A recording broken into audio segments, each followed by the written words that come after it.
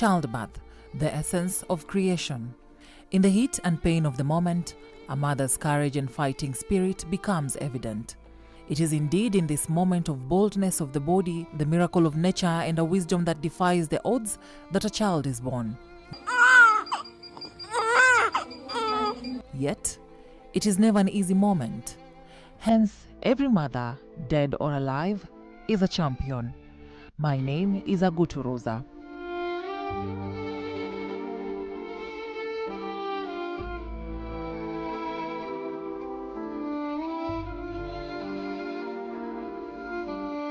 One day, Joseph took his expectant wife Phyllis to a hospital for routine checkup. They were informed that she needed to go for a cesarean section immediately. She delivered her baby girl on 9th September. Later on, while still admitted, Phyllis complained about pain, which they were informed was normal. So I waited for like an hour, and ambulance ikakuja, ika-reverse. All this time hakuna mtu ameniongelesha from St. Teresa. Wakatoa hiyo gari ya wagonjwa, wakaingia nayo ndani. After like another 30 minutes, wakatoka now with my wife wakisukuma. Nikaamuka mbio with panic, nikawasaidia kuweka kwa ambulance. She wasn't responsive. The ambulance came and they were rushed to Kenyatta National Hospital. There, the doctors were shocked with how severe the condition was. All this time, Joseph had his newborn in his hands while pushing the stretcher because he claims the nurses he came with abandoned him. Upon reaching there, wakatuambia anafaa afanyiwe blood transfusion. Those nurses from St. Teresa wakafika. They started quarreling. Fracas ikaanza. Nyinyi mmefanyia msichana nini? It's not good. These are curse. You guys are greedy. So kakuwa na fracas hapo between KNH and St. Teresa. Joseph says the doctors at Kenyatta National Hospital informed him that Phyllis had lost a lot of blood. They are suspecting the major cause ya hiyo bleeding inaweza kuwa ni uterus. Wakati alitolewa mtoto, wakati walirudisha hawakurudisha vizuri, so ikabaki ikibleed. So they'll have to take her to theater, and if that is the case, they'll have to remove the uterus. So we had to sign the consent. I remember my wife saying, whatever itafanya akuwe sawa, the doctor should go on and do it. After around 2 hours, the doctor came back and told him that they had stabilized her, so he could go and see her. At around 4 a.m., a nurse came and told him that they had managed to stop the bleeding, but she was still in the intensive care unit and that doctors were waiting for blood.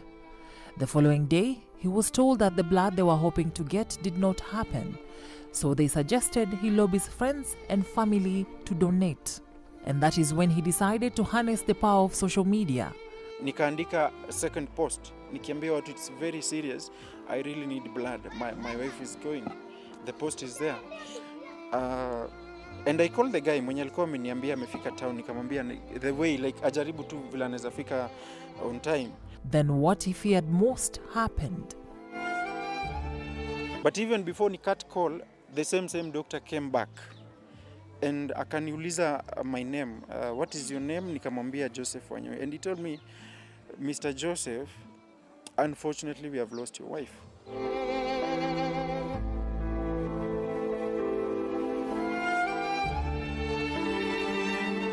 More than 3,000 women die annually due to excessive bleeding. This translates to around at least 10 women dying every single day due to excessive bleeding. Causes of excessive bleeding in maternal deaths include anemia, heart condition, amniotic fluid embolism, hypertension, diabetes, history of postpartum hemorrhage, and patients who have delivered many times. Several researches have been done to monitor the amount of blood a woman loses. Experts have come up with new innovations, one of them being obstetric drapes. During a normal delivery, the normal that is allowable is 500 milliliters. But during a cesarean delivery, it's supposed to be it can go up to 1,000 milliliters or 1 liter. But that is for a mother who doesn't have any other problems, they don't have a low blood level, they don't have any other condition that may cause them to bleed excessively. And for such mothers, if it gets to 300, then you trigger the bundle. But how were the trials undertaken? This is basically a relatively new innovation, which I think 2 or 3 years ago, some of my colleagues from the department did a study called Emotive. And basically this study was done in Kenya, Tanzania, I think Uganda and Nigeria. What they wanted to see was to compare the amount of blood a woman loses after delivery. To understand how obstetric drapes work best, we traveled to Murang'a County. Here, we meet Dr. Grace Wanjiku, the obstetrician gynecologist at Murang'a County Hospital. There is mannequin. So this drape, it comes in two sections. The ones we have currently, they come in two sections. So there is this disposable part, the one that collects the blood. And then in our setup, we have this part, the one that goes under the mother's buttocks and all the way up to the middle of the back. This one is disposable. It's supposed to be one-time use. But in our setup, because of the resource limitation, they came up with a way in which you can clean this or sterilize it chemically, and you can use it on another patient for a few more patients, and then you can discard it. So you take it, and then you tie on the mother's abdomen. So this is why you need to explain to her what you're doing, because when mothers are, especially in second stage of labor, when they're just about to deliver, they're in a lot of distress and they don't want to be disturbed too much. So you have to explain to her what you're doing and why you're doing it. So you can see that when you tie it on the mother, it creates this V-shaped sort of orientation. So the blood that is coming out is able to collect nicely downwards. Then after, the delivery will take place. Natali umefanya vizuri. Congratulations. Yes, na nipewe cord clamp. Nipewe cord clamp haraka haraka. So our baby is fine. Yes, tuweke skin to skin contact. Nice. I get off this drape. I cover the baby with a warm one. Yes. We are still checking.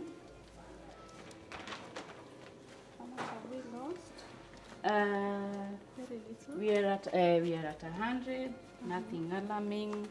Aya, Maureen, umedunga kabetosin. Nice. We separate the baby. Yes, and we continue there. Mama, utashikilia mtoto. Si umesikia kamelia? Ulikuwa unatarajia nani? Nice. Haya. Ni msichana kani mvulana utanipatia? Haya. Dr. Wanjiku with the midwives demonstrate what happens when they notice the woman is excessively bleeding. The mother is still bleeding. The mother is still bleeding. Okay. Yes. Please put oxytocin, 10 international units. Aya, eka 500 oxytocin ml. Yes. The catheter is there. Yes. All right. Thank you. Okay. Mom, una bleed kidogo. Tunataka kuona shida ni nini, alafu tutakusaidia ndio damu isitoke nyingi. How much blood have we lost? We are at 500. Please, you need to do something after better rise. Yes. No much urine. Around 200 mils. Yes. Good. Continue massaging the uterus. Yes, yeah. Please give oxytocin. Okay. And give us misoprostol. Sawa. Maureen, misoprostol. Yes. Mom, nitakuweka hii dawa kwa njia ya choo. Sawa sawa, itakuwa bit and comfortable. Sawa. So, give me tranexamic acid. All right. You said 800. Yes, 800 of misoprostol. All right.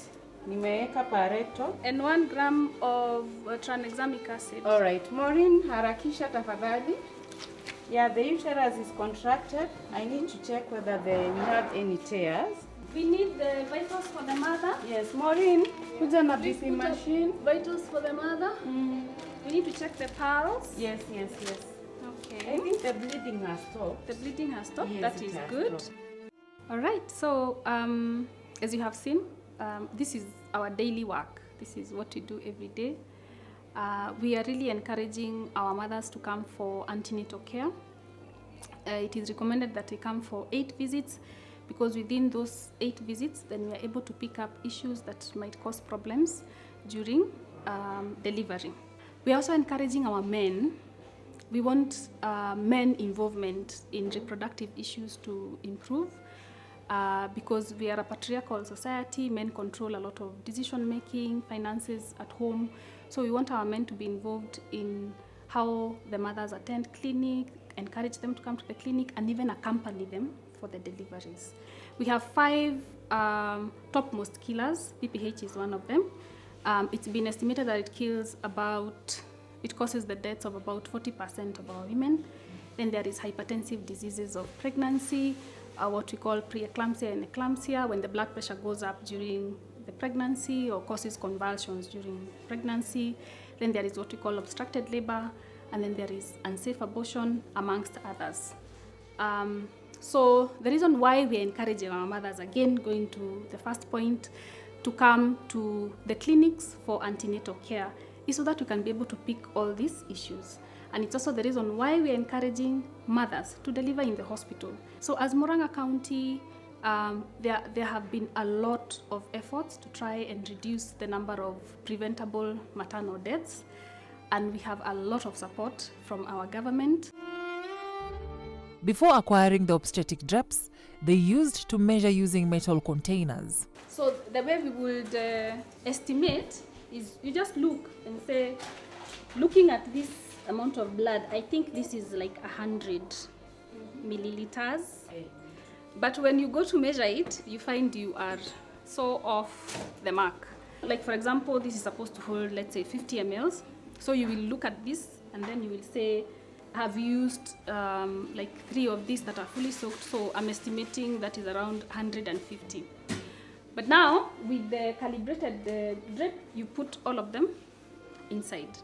When a woman starts to bleed excessively, a drug called oxytocin is injected to prevent excessive postpartum bleeding. It helps the uterus to contract, and it can also be administered through the vein. It is from the fridge, and it comes packed like that in ampules. And then you take one, and one contains 10 international units of oxytocin. Another drug is carbetocin, which works just like oxytocin. However, the only difference is that it does not require refrigeration, making it easier to transport and use in regions with limited cold chain storage. In those rare cases where oxytocin and carbetocin are not accessible, the tablets known as misoprostol apply. Then you ideally need 4 of these. So you can put them under the tongue because it will be absorbed quickly, or through the anal route because it will also be absorbed quickly. The 3 drugs are in a group of drugs called oxytocics. And oxytocics, they're supposed to contract the uterus. So they help the uterus to come together, which is different from what this does.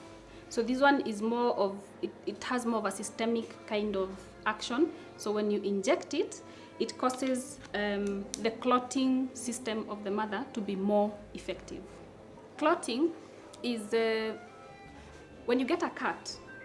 Let me start from a cut. When you get a cut, your body automatically activates a mechanism within itself. It's a natural mechanism to help stop the bleeding.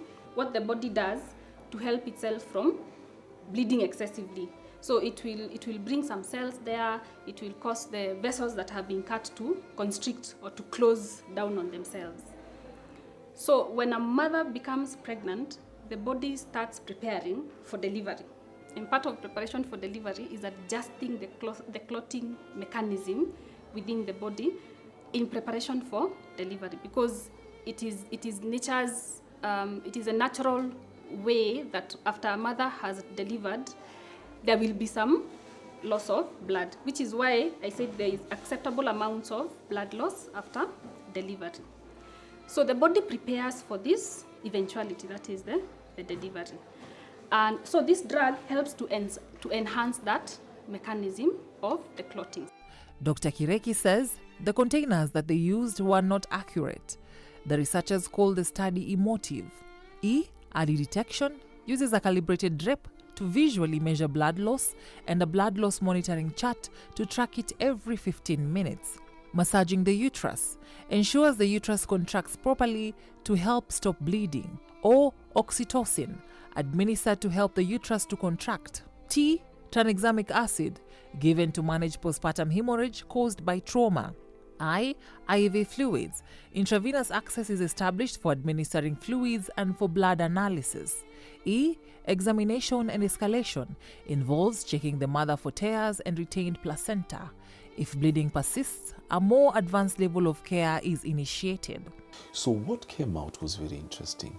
They discovered that in the group, because there were two groups, they were comparing the ones where the drapes were used and the other one where drapes were not used. That's the normal way that they deliver in hospitals. And it was a big study, almost over 200,000 women. So it had what we call power, and it gave very, very interesting conclusions. In the group where the drapes were used, PPH was avoided by 65%, meaning that the health workers who are there could actually very quickly see that we are having a problem and then start working to solve that problem. With those findings, they have changed the way we practice obstetrics in this country. Any woman, wherever there is a lady delivering, these drapes should be available or must be available. Is that the case in Kenya? Unfortunately, no. And there are various reasons for that. Number one, first of all, we have to disseminate this information out there to where the health workers are and those ones who practice and help women to deliver, that this is a novel, sort of way of doing things. So they need to have these drapes in order to be able to help these women. On 28 September, there was a marathon in Nairobi championing the campaign to end postpartum hemorrhage. The Director of General Health, Dr. Patrick Amoth, who was the master of ceremony, said that the target is to lower maternal deaths from 3,055 per 100,000 live births to 70 per 100,000 live births. Mothers are not dying because we don't know what kills them. Mothers are not dying because we don't have the expertise. Mothers are not dying because we don't have the know-how. Mothers are dying because we have not come collectively as a community, as a society, to ensure that no mother dies when they are giving life. In terms of blood, yes, blood has been a problem because of our donation culture as a country. We are supposed to collect about 500,000 units of blood, about 1% of our population. But that has not been the case. And therefore, we are working very, very closely with the counties, with the civil society organizations, with other implementing partners, including Red Cross, to change our donation culture. We generate about 150,000 to 200,000 units of blood against the expected 500,000 units of blood every year. 60% of this goes to our mothers, and it's not enough. So it means we have a severe shortfall. And what we are trying to do as part of this awareness is to educate the masses and people that they should be ready to become blood donors whenever they are called upon so that they're able to save a life. Every mother deserves a chance to hold her child, to live to see them grow and realize their own dreams. And every father, like Joseph, deserves to carry home not just a newborn, but also the woman who made it all possible. As Kenya races to reduce maternal deaths, the hope lies in stronger health systems, timely blood access, and simple innovations. And obstetric drapes could be tools that can mean the difference between life and death for thousands of women. Because no woman should die while giving life. Agutu Rosa, KTN.